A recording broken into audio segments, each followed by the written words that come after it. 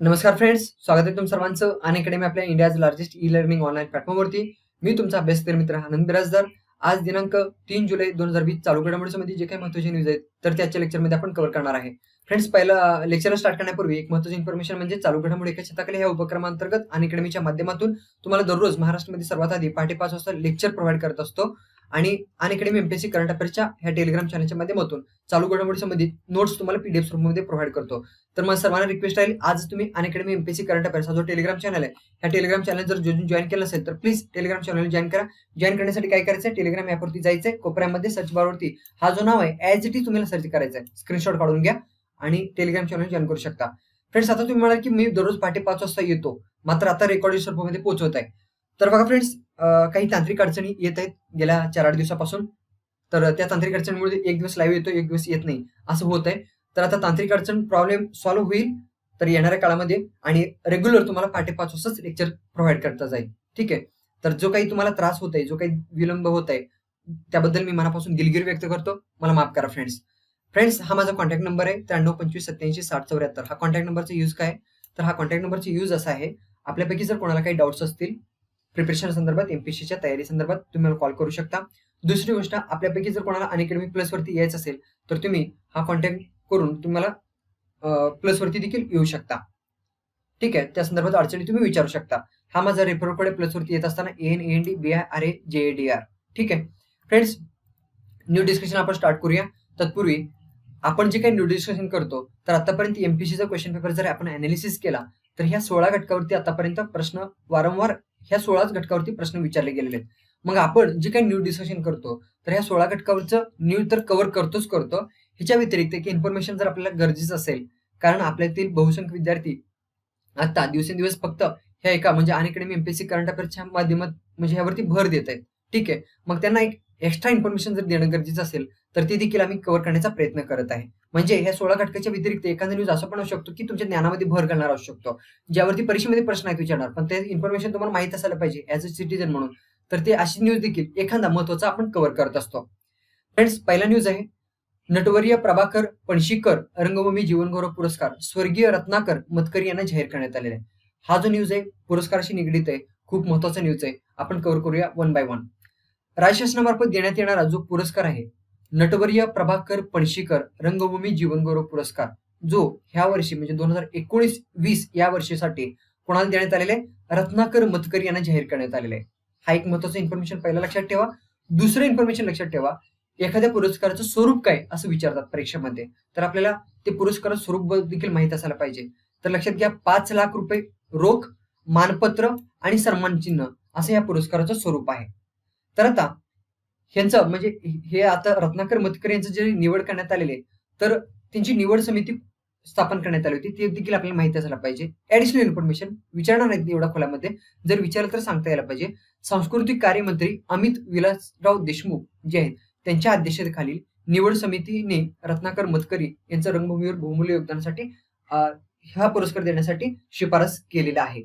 2019-20 या वर्षासाठीचा नटवर्य प्रभाकर पणशीकर जीवनगौरव पुरस्कार जो आहे तर तो स्वर्गीय रत्नाकर मतकरी यांना मरणोत्तर घोषित करण्यात आलेला आहे. फ्रेंड्स, बघा, हा पुरस्कार घोषित करण्यापूर्वी यांचा काही म्हणजे ज्यावेळेस ही निवड समिती स्थापन करण्यात आली होती, निवड समिती स्थापन करण्यात आल्यानंतर काही दिवसांनी यांचा मृत्यू झाला होता. ठीक आहे.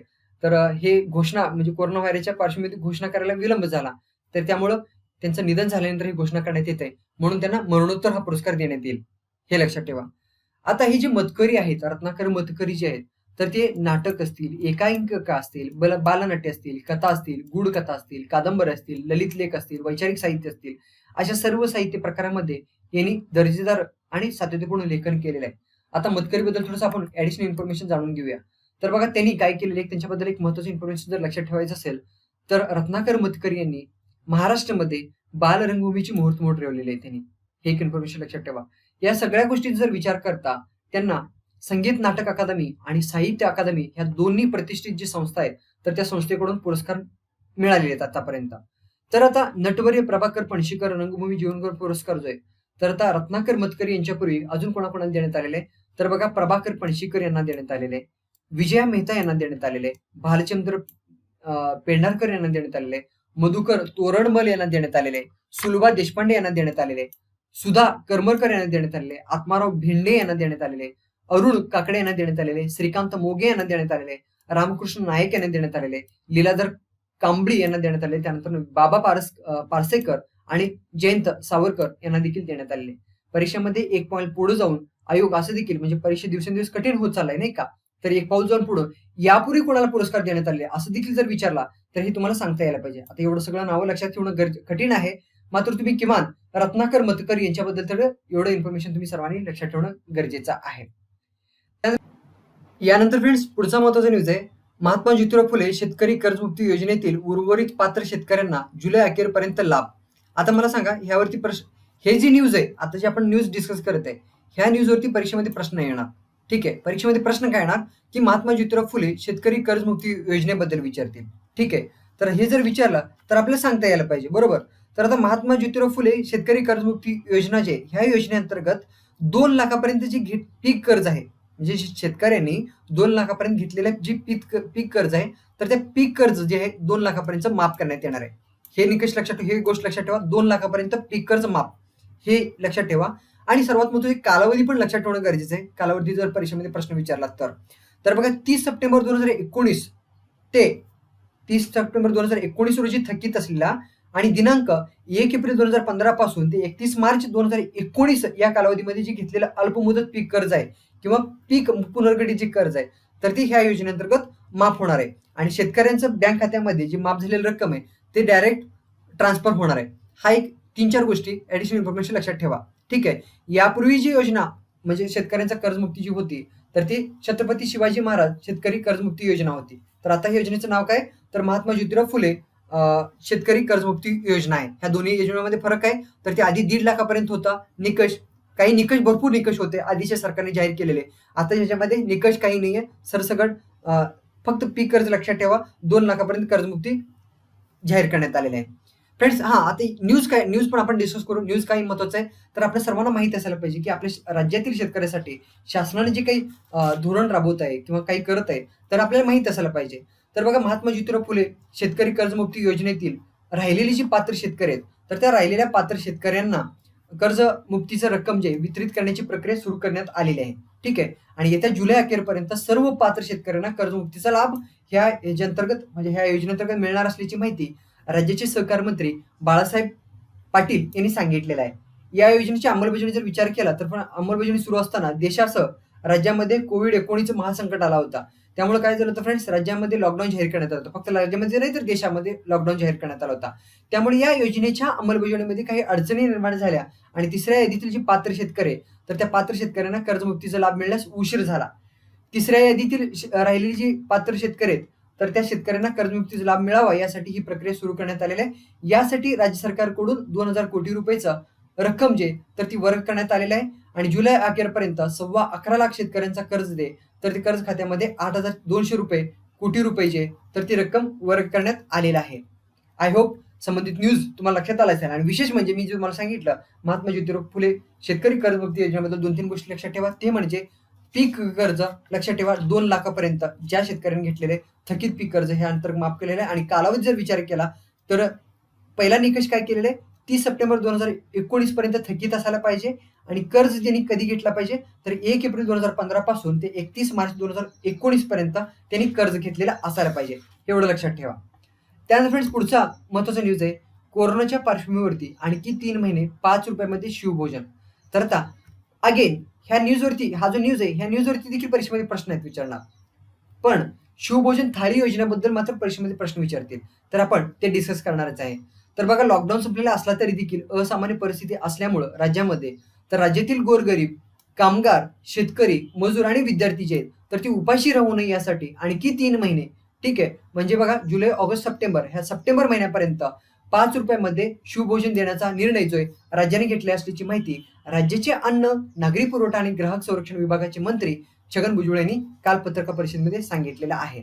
तर आता शिवभोजन थाळीबद्दल ही योजनाबद्दल additional information exam point of view discuss करूया. तर बघा ह्या योजनेची शुभारंभ कधी करण्यात आलेला आहे, ह्या योजनेची शुभारंभ किंवा सुरुवात त्याला आपण म्हणूया 26 जानेवारी 2020 मध्ये करण्यात आलेले आहे. ठीक आहे, कधी करण्यात आलेले 26 जानेवारी 2020 मध्ये. कोणासाठी बघा गरीब आणि गरजूंना फक्त 10 रुपयाची जेवणाची थाळी शिवभोजन थाळी अंतर्गत देण्यात येतो. ठीक आहे, तर बघा फ्रेंड्स, अजून एक्झाम पॉइंट ऑफ व्ह्यू एकदम फॅक्च्युअल इन्फॉर्मेशन जर जाणून घ्यायचं झाला, तर बघा सरकारतर्फे सुरू करण्यात आलेली ही जी योजना आहे, सुभोजन योजना. तर या योजनेअंतर्गत भोजनालयामध्ये प्रत्येकी 30 ग्रॅमची 2 चपाती दिल्या जातात. 30 ग्रॅमच्या म्हणजे 30-30 ग्रॅमची 2 चपाती दिल्या जातात. 100 ग्रॅमची एक भाजी दिला जातो. 100 ग्रॅमचा एक भात दिला जातो. ठीक आहे. त्यानंतर म्हणजे एवढं लक्षात ठेवा आणि 100 ग्रॅमचा वरण दिला जातो. परीक्षेमध्ये जर प्रश्न विचारला, की बाबा ह्या 10 रुपयाच्या ह्याच्यामध्ये काय-काय मेनू असतो? जर विचारला, तर हा मेनू फिक्स आहे. तर हा मेनू लक्षात ठेवणं गरजेचं आहे. आता हा सगळा मेनू भेटतोच का? हा एक प्रश्न आहे.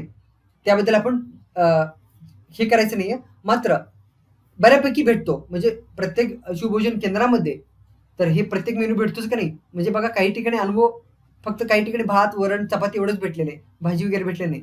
तर हा भेटतो का नाही? हा एक प्रश्न आहे. मात्र हे तुम्ही एक्झाम पॉइंट ऑफ एवढं लक्षात ठेवणं गरजेचं आहे. फ्रेंड्स लक्षात घ्या, जेवणाची वेळ जर विचार केला, तर ही योजना सुरू होत असताना 12 ते 2 अशी कालावधी होती. मात्र आता कोरोना व्हायरसच्या कंडिशनमध्ये ह्यामध्ये अपडेट करण्यात आलेलं आहे. तो म्हणजे जेवणाची वेळ 11 ते 3 असं करण्यात आलेलं आहे. ठीक आहे. हे एक इन्फॉर्मेशन सर्वांनी लक्षात ठेवा. तर बघा, ही जी थाळी आहे प्रत्येक केंद्रामध्ये, हे थाळीमध्ये पूर्वी किमान 75 आणि कमाल 150 होता. आता ह्यामध्ये वाढ करण्यात आलेली आहे ह्या थाळीमध्ये. आणि थाळीवरती काय परीक्षेमध्ये प्रश्न नाहीत विचारणार, कारण ही थाळी संख्या वेळोवेळी चेंज होत राहणार आहे. आता वेळोवेळी सारखं बदलणाऱ्या गोष्टीवरती परीक्षेमध्ये प्रश्न नाहीत विचारणार. जी गोष्टी फिक्स राहणार आहेत त्यामध्ये मात्र परीक्षेमध्ये प्रश्न विचारतात. जसे की योजनेचा शुभारंभ कधीकडे झाला हे फिक्स राहणार आहे. तर हे अंतर्गत काय काय दिलं जातं एखाद्या योजनेअंतर्गत ते पण फिक्स राहणार आहे. ते मात्र लक्षात ठेवणं गरजेचं आहे. त्यानंतर फ्रेंड्स पुढचा महत्त्वाचा न्यूज आहे. NHAI महामार्ग क्षेत्रातील गुंतवणूकदाराच्या सुविधेसाठी पायाभूत गुंतवणूक न्यास स्थापन करण्यात येणार आहे. हा एक महत्त्वाचा इन्फॉर्मेशन आहे, न्यूज आहे. आपण जाणून घेण्याचा प्रयत्न करूया. महामार्ग क्षेत्रामध्ये म्हणजे राष्ट्रीय महामार्ग असतील, ठीक आहे. तर महामार्गाच्या क्षेत्रामध्ये गुंतवणूकदारांच्या सुविधेसाठी राष्ट्रीय महामार्ग प्राधिकरणाने काय केलेलं आहे? पायाभूत गुंतवणूक न्यास स्थापन करण्याचा प्रक्रिया सुरू केलेला आहे. या प्रस्तावित न्यासाचा कामकाज जर विचार केला तर कामकाज पाहण्यासाठी त्यामध्ये उत्कृष्ट गुंतवणूक व्यवस्थापन मंडळ असावं हे लक्षात घेऊन या महामंडळाच्या नियुक्तीसाठी एक समिती स्थापन करण्यात आलेली आहे. तर त्या समितीचे अध्यक्ष कोण आहेत? राष्ट्रीय महामार्ग प्राधिकरणाचे अध्यक्ष डॉक्टर सुखबीर सिंग संधूला हे समितीचे अध्यक्ष आहेत, संयोजक आहेत. इतर सदस्य कोण आहेत या समितीमध्ये? तर बघा, HDFCचे अध्यक्ष दीपक पारेख आहेत. त्यानंतरनं ICICI बँकेचे अध्यक्ष गिरीशचंद्र चतुर्वेदी आहेत. त्यानंतरनं रस्ते वाहतूक आणि महामार्ग मंत्रालयाचे माजी सचिव संजीव मित्रा हे ह्या समितीमध्ये आहेत. त्यानंतर फ्रेंड्स लक्षात घ्या, पायाभूत गुंतवणुकीसाठी तसंच देशातील कोणत्याही सरकारी किंवा निमसरकारी संस्थेनं प्रायोजित केलेल्या स्वतंत्र न्यासाची स्थापना करणारा NHAI म्हणजे national highway authority of India हे देशातील पहिलं प्राधिकरण आहे. हे देखील इन्फॉर्मेशन लक्षात ठेवा. गुंतवणुकीचं सुनियोजित व्यवस्थापन करण्यासाठी व्यावसायिक व्यवस्थापकीय रचना असणं महत्त्वाचं आहे. हे लक्षात घेऊन या न्यासाची स्थापना करण्यात येणार आहे. फ्रेंड्स लक्षात घ्या, या गुंतवणूक व्यवस्थापन मंडळामध्ये 2 स्वतंत्र संचालक असणार आहे आणि एक अध्यक्ष देखील असणार आहे. मग ह्या सगळ्यांची म्हणजे अध्यक्ष आणि संचालकाची नेमणूक करायची असेल किंवा ह्या न्यासाची म्हणजे गुंतवणूक व्यवस्थापन मंडळ स्थापन करण्यासाठी ही समिती मुख्यतः स्थापन करण्यात आलेली आहे. आय होप संबंधित न्यूज तुमच्या सर्वांच्या लक्षात आला असेल. तर पुढचा न्यूज आपण डिस्कस करूया. पुढचा न्यूज आहे 38,900 कोटी रुपयाच्या संरक्षण सामग्री खरेदीस मंजुरी देण्यात आलेली आहे संरक्षण मंत्रालयाकडून म्हणजे केंद्र सरकारकडून. ते न्यूज काय आपण जाणून घेण्याचा प्रयत्न करूया. तर बघा, भारत आणि चीन ह्या दोन्ही देशामध्ये सध्याला सीमेवरती तणाव आहे. ठीक आहे. तर अशा परिस्थितीमध्ये सशस्त्र दलाची लढाऊ क्षमता वाढवण्यासाठी 38,900 कोटी रुपये खर्चून 33 लढाऊ विमाने यासोबतच अनेक क्षेपणास्त्रे आणि यासोबतच अनेक इतर लष्करी साहित्याचे तर ती खरेदी करण्याच्या प्रस्तावाला संरक्षण मंत्रालयाने काल गुरुवारी मंजुरी दिलेली आहे. तर या अंतर्गत रशियाकडून 21 MiG-29 लढाऊ विमाने खरेदी करण्यात येणार आहे. सरकारी मालकीच्या हिंदुस्थान एरोनॉटिक्स लिमिटेडकडून 12 Su-30 MKI सुखोई विमानचे तर ते खरेदी करण्यात येणार आहे. आणि सध्या कार्यरत असलेले 59 जे MiG-29 विमान आहेत तर ते 59 MiG-29 विमानाचा दर्जा वाढवण्याचा स्वतंत्र प्रस्ताव देखील मंजूर करण्यात आलेला आहे. फ्रेंड्स लक्षात घ्या, 248 क्षेपणास्त्र खरेदीला देखील ह्या अंतर्गत म्हणजे 38,900 कोटी रुपयाच्या ह्याच्यामध्ये खरेदी करण्याला मंजुरी देण्यात आलेली आहे. 248 क्षेपणास्त्र. ठीक आहे. आता क्षेपणास्त्राबद्दल थोडंसं ऍडिशनल इन्फॉर्मेशन जाणून घ्यायचं झाला तर बघा, स्वानातीत विमानाला खिळवून ठेवून नष्ट करणाऱ्या या क्षेपणास्त्राची ही जी क्षेपणास्त्र आहे तर सर्व प्रकारच्या वातावरणात दिवसा तसेच रात्री देखील काम करण्याची क्षमता आहे. हे एक इन्फॉर्मेशन सर्वांनी लक्षात ठेवा. फ्रेंड्स, आता क्षेपणाबद्दल थोडंसं आपण इन्फॉर्मेशन लक्षात ठेवा. अस्त्रचे क्षेपणास्त्र आहे तर ते बघा सुकोई SU-30 MKI जो आहे तर त्यामध्ये देखील हा क्षेपणास्त्र बसवण्यात आलेले. ह्याच्या व्यतिरिक्त जे तेजस लढाऊ विमान आहे तर त्यामध्ये देखील हा क्षेपणास्त्र बसवण्यात आलेलं आहे. बघा हा लढाऊ विमान आहे आणि त्याच्या खाली तुम्ही बघू शकता हा अस्त्र क्षेपणास्त्र बसवण्यात आलेलं आहे. ह्या ठिकाणी देखील तुम्ही बघू शकता अस्त्र क्षेपणास्त्र बसवण्यात आलेले आहे. ठीक आहे, म्हणजे ह्या लढाऊ विमानाच्या माध्यमातून हा क्षेपणास्त्र डागण्यात येतो लक्षाला. ठीक आहे, तर आता हा जो अस्त्र क्षेपणास्त्र आहे तर तो कुणी विकसित केलेला आहे? अस्त्र क्षेपणास्त्र जो आहे तर तो DRDOने विकसित केलेला आहे. कुणी विकसित केलेलं आहे? DRDOने विकसित केलेला आहे. तर आता DRDO बद्दल लॉंग फॉर्म लक्षात ठेवा, defence research and development organisation हे लक्षात ठेवा. तर आता सर्व हवामानामध्ये चालणारा beyond visual range air to air missile आहे. हा अस्त्र क्षेपणास्त्र काय आहे? तर beyond visual range air to air missile आहे. आता beyond visual range air to air missile काय आहे ते बद्दल आपण थोडंसं इन्फॉर्मेशन लक्षात ठेवा. हे एक असं क्षेपणास्त्र आहे, ठीक आहे, जो पायलट असतो, पायलटच्या दृष्टीच्या पलीकडे असणारा जो लक्ष्य आहे, ठीक आहे, त्या लक्ष्याला गाठण्यासाठी म्हणजे हे बघू शकतो. हे क्षेपणास्त्र जे आहे तर ते वैमानिक किंवा पायलटच्या दृष्टीच्या पलीकडे देखील लक्ष्य हे बघू शकतो. कशाच्या माध्यमातून? Beyond visual range air to air missile बघू शकतो. आणि म्हणून या मिसाईलमध्ये ऍक्टिव्ह रडार होमिंग सिस्टीम वापरला आहे. काय वापरण्यात आलेलं आहे? या रडारमध्ये ऍक्टिव्ह रडार होमिंग सिस्टीम वापरण्यात आलेलं आहे. फ्रेंड्स लक्षात घ्या, जे की हे रडार सिस्टीमच्या माध्यमातून काय करण्यात येतो तर जे की या क्षेपणास्त्रांना लक्ष्यापर्यंत जाण्यासाठी मार्गदर्शन करतात. ठीक आहे, तर फ्रेंड्स अजून एक सर्वात महत्त्वाची इन्फॉर्मेशन सर्वांनी लक्षात ठेवा. हे जे क्षेपणास्त्र आहे कुठला? Beyond visual range air to air missile जो आहे तर तो भारताने पहिला विकसित केलेला, त्याचं नाव काय आहे तर त्याचं नाव आहे अस्त्र. हे लक्षात ठेवा. तर फ्रेंड्स लक्षात घ्या, अस्त्र क्षेपणास्त्राचा पहिल्यांदा चाचणी कधी करण्यात आला होता, टेस्टिंग कधी करण्यात आला होता तर तो मे 2003 मध्ये करण्यात आला होता. कधी करण्यात आला होता? मे 2003 मध्ये करण्यात आला होता. मे 2003 मध्ये करण्यात आला होता. हे इन्फॉर्मेशन सर्वांनी लक्षात ठेवा. त्यानंतर ना सर्व अंतिम चाचणी जे अस्त्र क्षेपणास्त्राची अंतिम चाचणी जे तर ते 11 ते 14 सप्टेंबर 2017 मध्ये याचा अंतिम चाचणी करण्यात आला होता. कुठं करण्यात आला होता? ओडिशाचे चांदीपूर या ठिकाणी. फ्रेंड्स आता ह्याचं उत्पादन जो आहे, ह्याचं मॅन्युफॅक्चरिंग जे कोणाकडून करण्यात येतो तर भारत डायनॉमिक्स लिमिटेड कडून ह्याचं उत्पादन करण्यात येतो, मॅन्युफॅक्चरिंग करण्यात येतो. फ्रेंड्स आता ह्याची लेंथ जर विचार केला, अस्त्र क्षेपणास्त्राची जर लेंथ विचार केला तर ह्याचं लेंथ लक्षात ठेवा 3570 मिलीमीटर आहे. ह्याचं लेंथ किती आहे? 3570 मिलीमीटर एवढं ह्याची लेंथ आहे. त्यानंतर डायमीटर जर विचार केला तर ह्याचं डायमीटर किती आहे तर डायमीटर लक्षात ठेवा 178 मिलीमीटर एवढा ह्याचा डायमीटर आहे. ह्याचं वजन जर विचार केला तर ह्याचं वजन आहे 154 किलो. ठीक आहे, वजन किती आहे ह्या क्षेपणास्त्राचं? 154 किलो ह्याचं वजन आहे. हे लक्षात ठेवा. त्यानंतर फ्रेंड्स ह्यामध्ये ह्या इंजिनचा कुठल्या इंजिनचा वापर करण्यात आलेला आहे तर सॉलिड फ्युअल रॉकेट इंजिनचा ह्या क्षेपणास्त्रामध्ये वापर करण्यात आलेला आहे. कुठल्या इंजिनचा वापर करण्यात आलेला आहे? सॉलिड फ्युअल रॉकेटचा इंजिन ह्या क्षेपणास्त्रामध्ये वापर करण्यात आलेला आहे. हे देखील लक्षात ठेवा. त्यानंतर फ्रेंड्स अजून एक महत्त्वाचं इन्फॉर्मेशन लक्षात ठेवा, ते म्हणजे 66,000 फूट उंचावरून देखील हा क्षेपणास्त्र ऑपरेटिंग केला जाऊ शकतो. हा एक इन्फॉर्मेशन तुम्ही सर्वांनी लक्षात ठेवणं गरजेचं आहे. बघा फ्रेंड्स, आपण फक्त न्यूज कव्हर केला का? ज्या न्यूजवरती परीक्षेमध्ये प्रश्न येऊ शकतो तर ते विज्ञान आणि तंत्रज्ञानाशी निगडीत आपण अस्त्र क्षेपणास्त्राबद्दल detail exam point of view news discuss केला. आता हा न्यूज तुमच्या लक्षात राहील नसेल तर तुम्ही पुन्हा एकदा थोडासा व्हिडिओ पॉज करा किंवा परत रिव्हर्स घेऊन हा व्हिडिओ कव्हर करून घ्या, म्हणजे बघून घ्या. त्यानंतर फ्रेंड्स पुढचा महत्त्वाचा न्यूज आहे तो म्हणजे खाजगी प्रवासी सेवेला 2023 पासून सुरू होणार आहे. तर आता संबंधित न्यूज काय आपण जाणून घेण्याचा प्रयत्न करूया.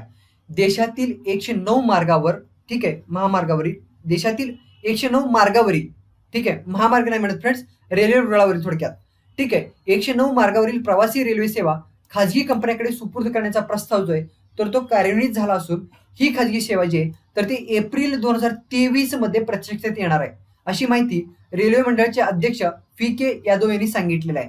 रेल्वे मंत्रालयाने 109 रेल्वे मार्गावरती, हे मार्ग संख्या लक्षात ठेवा, किती मार्ग आहेत? 109 रेल्वे मार्ग. ठीक आहे, 109 रेल्वे मार्गावरती 151 रेल्वे गाड्याच्या व्यवस्थापनासाठी खाजगी कंपन्यांकडून अर्ज मागवलेला आहे.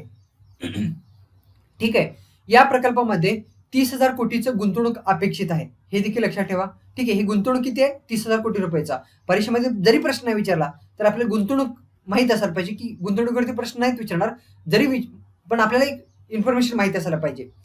फ्रेंड्स लक्षात घ्या, या रेल्वेमध्ये ठीक आहे, जी की आता खाजगी रेल्वे सुरू करण्यात येणार आहे 109 मार्गावरती. या रेल्वेमध्ये एकूण 16 डबे असणार आहेत, हे देखील लक्षात ठेवा. आणि कमाल 160 किलोमीटर वेगाने हे धावतील. ठीक आहे, हे देखील लक्षात ठेवा. त्यामुळं कमीत कमी वेळेमध्ये प्रवास सुखकर होऊ शकतो. रेल्वेचा मालक आणि गार्ड जे तर ते रेल्वे विभागाकडून देण्यात येणार आहे आणि गाड्यांच्या देखभालीची जबाबदारी जी आहे, तर ती खाजगी कंपनीकडे असणार आहे. आणि पात्रता म्हणजे जी कंपनी पात्रता विचार केला तर पात्रता सिद्ध करेल अशा खाजगी कंपन्यांना 35 वर्षासाठी नियुक्त रेल्वे मार्गाची जबाबदारी देण्यात येणार आहे. आय होप संबंधित न्यूज तुम्हा सर्वांना लक्षात आला असेल. पुढचा महत्त्वाचा न्यूज आहे, कोरोना रुग्णावरती नवं संकट आलेलं आहे. कर्नाटकमध्ये अनेक डॉक्टरांनी एकाच वेळी राजीनामा दिलेले आहे. तर आता ह्यावरती परीक्षेमध्ये प्रश्न येणार का? परीक्षेमध्ये प्रश्न नाही येणार. मात्र आपली एकंदरीत राजकीय घडामोडी काय आहे कोरोना व्हायरसच्या पार्श्वभूमीमध्ये, ठीक आहे, तर आपल्याला हे माहीत असायला पाहिजे. एक ॲडिशनल इन्फॉर्मेशन आपल्याला माहीत असायला पाहिजे. परीक्षे दृष्टिकोनातून नाही, तर आपले एक इंडियन सिटीझनच्या दृष्टिकोनातून देशामध्ये काही महत्त्वाचं जे काही घडामोडी घडत आहे ते आपल्याला माहीत असायला पाहिजे. तर बघा, एकीकडे कोरोनाचं संकट आ वासून उभा आहे, बरोबर का? रोज नवीन कोरोनाचे रुग्ण सापडत आहेत. ठीक आहे, अशा कंडिशनमध्ये भाजपशासित जे कर्नाटक राज्य आहे, तर त्या कर्नाटक राज्यामध्ये नाटमी घडामोडी घडत आहे. काय घडलेलं आहे तिथं? तर पक्की नोकरी आणि वेतनवाढ अशी मागणी करत तब्बल 507 डॉक्टरांनी, एक नाही दोन नाही 507 डॉक्टरांनी सामूहिक राजीनामा दिलेला आहे. कशाच्या मागणी केलेली आहे यांनी? तर ह्याची मागणी काय, प्रमुख मागणी ते म्हणजे परमनंट नोकरी असायला पाहिजे, पक्की नोकरी असायला पाहिजे आणि वेतनवाढ त्यांनी मागणी केलेला आहे. ठीक आहे, मग ह्या मागणीसाठी त्यांनी राजीनामा दिलेला आहे. त्यानंतर फ्रेंड्स पुढचा महत्त्वाचा न्यूज आहे तो म्हणजे कोरोना रुग्णावरती, माफ करा हे रिपीट झाला. पुढचा फ्रेंड्स हे होतं आजचं महत्त्वाचं न्यूज डिस्कशन. लेक्चर जर आवडले असेल तर लेक्चरला लाईक करा. आता सर्वात महत्त्वाचं एक इन्फॉर्मेशन सांगायचं ते म्हणजे आपल्यापैकी जर कोणाला अनअकॅडमी प्लसवरती यायचं असेल, ठीक आहे, मग सबस्क्रिप्शन घ्यायचं असेल तर सबस्क्रिप्शनबद्दल थोडंसं ॲडिशनल इन्फॉर्मेशन सांगतो. ते म्हणजे 1 महिन्यापासून तुम्ही 2 वर्षासाठी म्हणजे 24 महिन्यासाठी सबस्क्रिप्शन घेऊ शकता अनअकॅडमीचा. आता 2 वर्षासाठी एक महिन्यापासून 2 वर्षासाठी म्हणजे 24 महिन्यासाठी. ठीक आहे, आता 24 महिन्यासाठी एक ऑफर चालू आहे अनअकॅडमीकडून. ते म्हणजे पूर्वी 33,700 रुपये फी आकारण्यात जात होता. किती? 33,700 रुपये पूर्वी फी आकारणी केला जात होता. आत्ता कोरोना व्हायरसच्या पार्श्वभूमीमध्ये त्यामध्ये 75% डिस्काउंट दिलेलं आहे. ठीक आहे, म्हणजे फी किती असणार आहे? केवळ 8,400 रुपये. त्यामध्ये पुन्हा आनंदगिरा जर हा रेफरल कोड वापरला तर केवळ 7,560 रुपयामध्ये अनअकॅडमी एमपीसी प्लसचा सबस्क्रिप्शन तुम्हाला भेटू शकतं. ठीक आहे, आय होप तुम्हाला संबंधित न्यूज लक्षात आला असेल. फ्रेंड्स म्हणजे संबंधित इन्फॉर्मेशन लक्षात आला असेल. आता अनअकॅडमी प्लसवरती आल्यानंतर बेनिफिट काय भेटणार आहे? तर तुम्ही घरी बसून तुम्ही अभ्यास करू शकणार आहे. आणि अभ्यास कोणाच्या माध्यमातून करण्यात येणार आहे? कोण कोण शिकवणार आहे तुम्हाला? तुमच्यापैकी बहुसंख्य विद्यार्थी जे की पुण्यामध्ये राहून अभ्यास करतात त्यांना माहीत असतील. तर बघा, सचिन ढवळे सर तुम्हाला माहीत असतील, अभिजित राठोड सर माहीत असतील, भूषण धूत सर माहीत असतील. हे प्रातिनिधिक स्वरूपामध्ये ह्या मार्गदर्शक एज्युकेटरचं तुम्हाला नावं सांगत आहे. ठीक आहे, अशा व्यक्तीकडून तुम्ही घरी बसून अभ्यास करू शकणार आहे. ठीक आहे, आता फी जर विचार केला तर पर डे फी तुमच्याकडनं किती आकारण्यात येणार आहे? केवळ 11 रुपये. आता पुणेमध्ये राहून जर तुम्ही अभ्यास करायचा ठरवला, कोचिंग क्लासेस करायचं ठरवला, तर तुम्हाला किती फी आकारण्यात येणार आहे? म्हणजे पर डे तुम्हाला 100 रुपये खर्च येऊ शकतो. ठीक आहे, किती? पर डे किमान 50 ते 100 रुपये वरचा खर्च येतो चहा पाणी नाश्त्याचा. ठीक आहे, ह्या ठिकाणी तुम्हाला फक्त 11 रुपये फी आकारण्यात येणार आहे. म्हणजे घरी राहून तुम्ही अभ्यास करू शकणार आहे. प्रत्येक 3 लेसन नंतर, लेक्चर नंतर एक डाऊट क्लिअरिंग सेशन असणार आहे. त्यानंतर तुम्हाला जर आर्थिक अडचण असेल ऍडमिशन घेत असताना, तर तुम्हाला ह्या ठिकाणी EMIचं ऑप्शन देखील प्रोव्हाइड करण्यात आलेलं आहे. ठीक आहे, तर हे एक महत्त्वाचं बेनिफिट तुम्हाला भेटणार आहे. त्यानंतर फ्रेंड्स अजून एक महत्त्वाचं इन्फॉर्मेशन म्हणजे प्लसवरती आल्यानंतर काय बेनिफिट भेटणार आहे? तर बघा, ह्या ठिकाणी वेगवेगळे क्रॅश कोर्सेस लॉन्च करण्यात आले आहे. जसं की एक्झाम्पलच्या दृष्टिकोनातून लक्षात ठेवा, लक्ष्य राशी व प्रिलिम्स 2020 हा बॅच कोर्स लॉन्च करण्यात आलेला आहे. ह्या बॅच कोर्समध्ये राज्यसेवेच्या पूर्वपरीक्षा दृष्टिकोनातून, राज्यसेवेची पूर्वपरीक्षा जी सप्टेंबरमध्ये होणार आहे, तर त्या पूर्वपरीक्षा दृष्टिकोनातून लक्षात ठेवा GS आणि CSAT ह्या बॅच कोर्समध्ये कंप्लीट करणार आहे. आता तुम्ही म्हणाल की 2 महिन्यामध्ये कंप्लीट करेल का? हो, 2 महिन्यामध्ये निश्चितच कंप्लीट होईल. म्हणजे एक एज्युकेटर एक दिवस लेक्चर नाही घेणार, तर 2-3 एज्युकेटर मिळून एका दिवसामध्ये हे बॅच कोर्स सुरू करणार आहे. मग ह्यामध्ये बघा, इंडियन पॉलिटी प्रकाश इंगळे सर शिकवणार आहेत, सौरभ सोनवणे सर इकॉनॉमिक्स शिकवणार आहेत, भूषण धूत सर CSAT शिकवणार आहेत. भूषण धूत सरांना कोणीच ओळखत नाही, असे व्यक्तीच नाही. त्यानंतर जनरल सायन्स जो आहे तर तो राहुल देशमुख सर शिकवणार आहेत, सचिन वारुळकर सर जिओग्राफी शिकवणार आहेत, वैजनाथ सर हिस्ट्री शिकवणार आहेत, हनुमंत हांडे सर इन्व्हायरमेंट आणि इकॉलॉजी शिकवणार आहेत, आनंद बिराजदार सर अर्थात तुमचा मित्र करंट अफेअर्स शिकवणार आहे. मी काय करणार आहे, गेल्या वर्षभरामध्ये जून 2019 पासून जून 2020 पर्यंत एक संपूर्ण वर्षभराचा न्यूज आपण ह्या अंतर्गत कव्हर करणार आहे एक्झाम पॉईंट ऑफ व्ह्यू.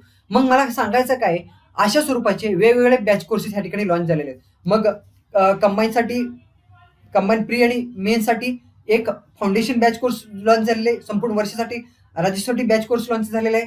त्यानंतर वेगवेगळे इतर म्हणजे अपकमिंग एक्झामच्या दृष्टिकोनातून देखील बॅच कोर्स लॉन्च झालेले आहे. मग हे सगळे बॅच कोर्सेस तुम्ही एका सबस्क्रिप्शनमध्ये अनलिमिटेड ऍक्सेस करू शकणार आहे. एक सबस्क्रिप्शन घेतला की एका सबस्क्रिप्शनमध्ये तुम्ही अनलिमिटेड ऍक्सेस करू शकणार आहे. ठीक आहे. ह्याच्या व्यतिरिक्त तुम्हाला या ठिकाणी टेस्ट पेपर देखील प्रोव्हाइड करण्यात येणार आहे. ठीक आहे. ती देखील त्याच सबस्क्रिप्शनमध्ये, ती म्हणजे फी, त्यासाठी ऍडिशनल फी तुम्हाला द्यायची गरज नाही आहे. ठीक आहे. आय होप तुम्हाला सर्वांना महत्त्वाची इन्फॉर्मेशन लक्षात आला असेल. तरी देखील तुमचे काही डाऊट्स असतील, काही क्युरीज असतील तर तुम्ही मला कॉल करू शकता. 93 25 87 60 74 हा माझा कॉन्टॅक्ट नंबर आहे. ठीक आहे. मला कॉल करून तुम्ही तुमचे डाऊट्स विचारू शकता. Thank you so much for today new discussion. भेटूया उद्या पहाटे 5 वाजता. Have a good day everyone.